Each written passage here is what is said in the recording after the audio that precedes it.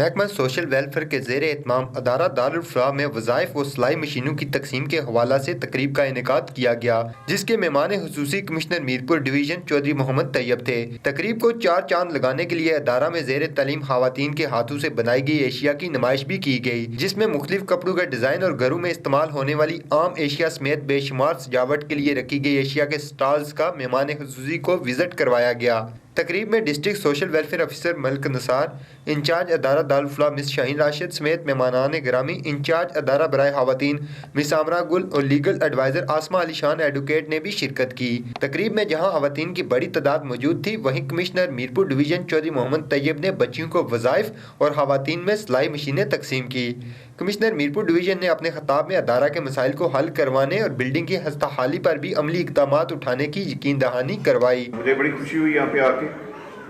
آج یہ پروگرام دیکھ کے، جو بڑے شارٹ نوٹس پہ ڈپارٹمنٹ نے ارینج کیا۔ میرا خیال تھا کہ شاید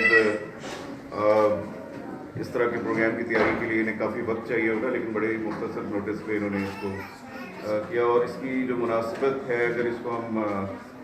8 مارچ جو عالمی دن ہے خواتین کا، اس کے ساتھ جوڑ لیں تو یہ مناسب وقت تھا، اور ہم نے اس کو بڑے اچھے طریقے سے انعقاد کیا اس کا۔ اس عمارت کے آس پاس سے ہم روز گزرتے ہیں، لیکن مجھے پہلی دفعہ اس کو دیکھنے کا اتفاق ہوا اندر سے، اور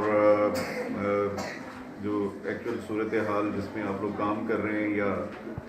جو خواتین یہاں پہ رہ رہی ہیں یا تربیت حاصل کر رہی ہیں، تو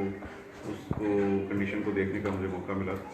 تو ہم کوشش کریں گے مل جل کے کہ اس صورتحال کو بہتر بنائیں، اس میں امپرومنٹ لائی جائے۔ وہ سرکاری سطح پہ